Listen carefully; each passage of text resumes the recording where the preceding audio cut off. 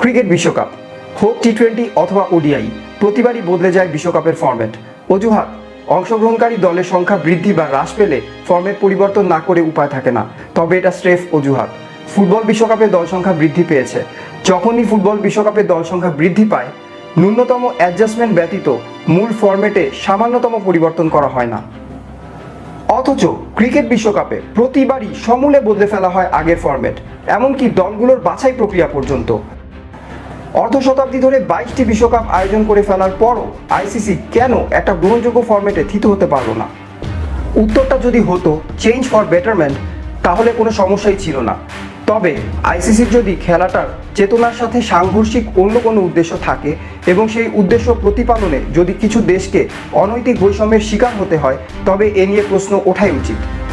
প্রতিবার ফরম্যাট পরিবর্তনের দুইটা কারণ: এক, প্রতিবার অন্তত একটা ভারত পাকিস্তান ম্যাচ রাখা; দুই, ভারতকে অন্তত সেমিফাইনাল পর্যন্ত টিকিয়ে রাখা। প্রথম কারণটা দিবালোকের মতোই পরিষ্কার, তবে দ্বিতীয় কারণটা ততটা স্পষ্ট নয়, যদিও সেটারও রয়েছে একটা কোরিলেশন। একটা ব্যাপার ক্লিয়ার করতে চাই, আমরা ভারতের কোনো কনস্পিরেসি থিওরির প্রতি ইঙ্গিত করছি না। ভারত যথেষ্টই শক্তিশালী একটা দেশ। তারা আইসিসির সাথে ষড়যন্ত্র করে বিশ্বকাপের সেমিফাইনাল খেলার চক্রান্ত করবে, এটা চিন্তা করাটাও বোকামি এবং হাস্যকর। আমরা সে ধরনের কোনো ইঙ্গিত করছি না। ভারত নিজের যোগ্যতাতে বিশ্বকাপের ফাইনাল পর্যন্ত যেতে পারে এবং চ্যাম্পিয়ন হতে পারে। তবে আমরা যেটা বলতে চাচ্ছি তা হচ্ছে, আইসিসির অধিকাংশ ব্যবসায়িক পার্টনার, অলমোস্ট 90%, যেহেতু ভারতীয় স্পন্সর, তাই তাদেরকে ক্রিকেট বাজারে আকৃষ্ট করার জন্য আইসিসি নিজেরাই উপযাচক হিসেবে ভারতকে কিছুটা বাড়তি সুযোগ দিতে চায় এবং ভারতকে বিশ্বকাপের ফাইনালে দেখতে চায়। একটা বৈশ্বিক খেলার অভিভাবক হিসেবে খেলাটার চেতনার সাথে যা সম্পূর্ণ সাংঘর্ষিক। আইসিসির রাজস্ব আয় চিন্তা করলে ভারত পাকিস্তান ম্যাচ আর ভারতের বিশ্বকাপে শেষ পর্যন্ত টিকে থাকার আলাদা গুরুত্ব রয়েছে। আইসিসি সেই প্রত্যাশা করতেও পারে, তবে সেই প্রত্যাশা পূরণের জন্য আলাদা করে কলকাঠি নাড়া অথবা কারসাজির আশ্রয় নেয়া, কিছু দেশকে সুবিধা বঞ্চিত করা, লেভেল প্লেইং ফিল্ড যেই কনসেপ্টটার জন্ম দিয়েছে খেলাধুলা, সেই খেলাধুলার বেসিক চেতনা বিরোধী। 1992 বিশ্বকাপ থেকে ওডিআই আর টি-20 বিশ্বকাপ মিলিয়ে এখন পর্যন্ত আয়োজিত 17টি বিশ্বকাপে ভারত পাকিস্তান মুখোমুখি হয়েছে 16 বার। বিশ্বকাপ ইতিহাসে আর কোনো দুই দেশ এতবার মুখোমুখি হয়নি। তাসমান রাইভাল অস্ট্রেলিয়া নিউজিল্যান্ড মুখোমুখি হয়েছে 11 বার। ট্রেডিশনাল রাইভাল অস্ট্রেলিয়া ইংল্যান্ড 9 বার। সাউথ আফ্রিকা ওয়েস্ট ইন্ডিজ 11 বার। আর নতুন রাইভাল বাংলাদেশ শ্রীলঙ্কা 6 বার। এই পরিসংখ্যানে একটা ব্যাপার অ্যাবসলিউটলি ক্লিয়ার, বিশ্বকাপে এতগুলো ভারত পাকিস্তান ম্যাচ আর যাই হোক কাকতালীয় ছিল না। এখন অনেকে ভাবতে পারেন, ব্যবসায়িক স্বার্থ এবং দর্শকদের চাহিদা চিন্তা করে যদি বিশ্বকাপে একটু কারসাজি করে ভারত পাকিস্তান ম্যাচ রাখা হয়, তাহলে ক্ষতি কি? ক্ষতিটা হচ্ছে, এই কারসাজিতে ভুক্তভোগী হতে হয় বাংলাদেশ, শ্রীলঙ্কা বা ওয়েস্ট ইন্ডিজের মতো দেশগুলোকে। একটা বৈশ্বিক খেলার সর্বোচ্চ অভিভাবক সংস্থা নিজেদের ব্যবসায়িক স্বার্থের কথা ভেবে একাধিক দেশকে সুবিধা বঞ্চিত করতে পারে না। ফুটবল বিশ্বকাপে ব্রাজিল আর্জেন্টিনা ম্যাচ ফিফার কাছে বহুল প্রত্যাশিত, তবে ফিফা বিশ্বকাপের 100 বছরের ইতিহাসে ব্রাজিল আর্জেন্টিনা মুখোমুখি হয়েছে মাত্র 4 বার। কারণ বহুল প্রত্যাশিত হলেও এই ম্যাচটি আয়োজনে ফিফা কোনো ধরনের কারসাজির আশ্রয় নেয় না। 1992 সালের বিশ্বকাপ থেকে এখন পর্যন্ত আয়োজিত 15টা বিশ্বকাপের মধ্যে কেবলমাত্র একবার 2007 সালের বিশ্বকাপে ভারত পাকিস্তান ম্যাচ হয়নি। আইসিসিকে বেদনা সাগরে ভাসিয়ে বাংলাদেশ ভারতকে আর আয়ারল্যান্ড পাকিস্তানকে হারিয়ে বিশ্বকাপের প্রিলিমিনারি রাউন্ড থেকে ছিটকে দিয়েছিল, যা আইসিসির কাছে ছিল কল্পনাতীত বিষয়। ক্যারিবীয় রাজ্যের সবচেয়ে বড় ক্রিকেট স্টেডিয়াম বার্বাডোসের কেনসিংটন ওভালে আইসিসির বহুল প্রতীক্ষিত ভারত পাকিস্তান ম্যাচের স্বপ্নকে জলাঞ্জলি দিয়ে সুপার 8-এর সেই ম্যাচে সেদিন খেলতে নেমেছিল বাংলাদেশ আর আয়ারল্যান্ড। প্রথম পর্ব থেকে ভারত আর পাকিস্তানের আকস্মিক বিদায়ের পর বিশ্বকাপ আয়োজনে প্রথমবারের মতো লাভের বদলে লোকসান গুনতে হয়েছিল আইসিসিকে। দুইটি পরাশক্তিকে গ্রুপ পর্ব থেকে বিদায় দিয়ে দুইটি উদীয়মান দেশের পরবর্তী রাউন্ডে যাওয়াটা ক্রিকেট বিশ্বায়নের জন্য একটা খুব শুভবার্তা হলেও আইসিসি মোটেও খুশি হতে পারেনি। তারা আরও গভীরভাবে রিয়েলাইজ করেছিল একটি বিশ্বকাপে শেষ পর্যন্ত ভারতকে টিকিয়ে রাখা তাদের ব্যবসায়িক স্বার্থের জন্য কতটা জরুরি। ভারত এমনিতেই যথেষ্ট শক্তিশালী দল, বিশ্বকাপের গভীর পর্যন্ত যাওয়ার সক্ষমতা তাদের এমনিতেই রয়েছে। তবে পচা শামুকে পা কাটতে পারে যে কারো, আর এই সামান্যতম রিস্কটুকু নিতে রাজি নয় আইসিসি। ভারতকে বিশ্বকাপের মঞ্চে নিশ্চিত 9টা ম্যাচ খেলার সুযোগ করে দিতে 2019 সালের বিশ্বকাপে আইসিসি ফিরে গিয়েছিল 92 সালের লিগ ভিত্তিক ফরম্যাটে। আর এই ফরম্যাটকে অ্যাকোমোডেট করার জন্য 16 দলের বিশ্বকাপ পরিণত হয়েছিল 10 দলের বিশ্বকাপে। ফলে সেরা 6টি সহযোগী দেশকে বিশ্বকাপ খেলা থেকে বঞ্চিত করা হয়েছিল।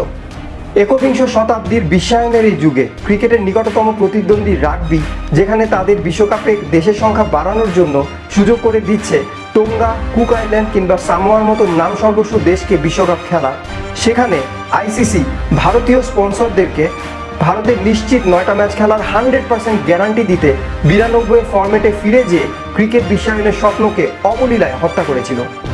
আইসিসির লাগামহীন ভারত প্রীতিতে এখন আর কোনো রাগঢাকও থাকছে না। সর্বশেষ 3টি ওডিআই বিশ্বকাপের প্রথমটি অর্থাৎ 2015 বিশ্বকাপের পুল বিতে একসাথে ছিল ভারত আর পাকিস্তান। পরবর্তী 2টি বিশ্বকাপ অর্থাৎ 2019 এবং 2023 বিশ্বকাপে লিগ ফরম্যাট ফিরে আসায় ভারত এবং পাকিস্তানের ম্যাচ রাখার জন্য আলাদা কোনো কারসাজির প্রয়োজন না হলেও গত আসরগুলোতে দুর্দান্ত খেলা সহযোগী দেশগুলোকে বিশ্বকাপ খেলা থেকে বঞ্চিত করা হয়েছে। সর্বশেষ 3টি টি20 বিশ্বকাপের প্রথমটিতে অর্থাৎ 2016 বিশ্বকাপে গ্রুপ 2তে স্থান পেয়েছিল ভারত পাকিস্তান। পরের বিশ্বকাপ অর্থাৎ 2021 গ্রুপ 2তে বাকি দেশগুলো বদলে গেলেও বদলায়নি ভারত পাকিস্তান। 2024 বিশ্বকাপেও বদলায়নি চিত্রনাট্য, গ্রুপ এতে স্থান পেয়েছে ভারত পাকিস্তান। ফুটবল বিশ্বকাপ সহ পৃথিবীর প্রত্যেকটা বড় আন্তর্জাতিক স্পোর্টস ইভেন্টের সর্বজন স্বীকৃত একমাত্র গ্রহণযোগ্য গ্রুপিং মেথড হচ্ছে র্যান্ডম ড্র। সবগুলো অংশগ্রহণকারী দেশের প্রতিনিধি আর বিলিয়ন বিলিয়ন টিভি দর্শকের সামনে সরাসরি জমকালো আয়োজনের মাধ্যমে অনুষ্ঠিত হয় এসব র্যান্ডম ড্র।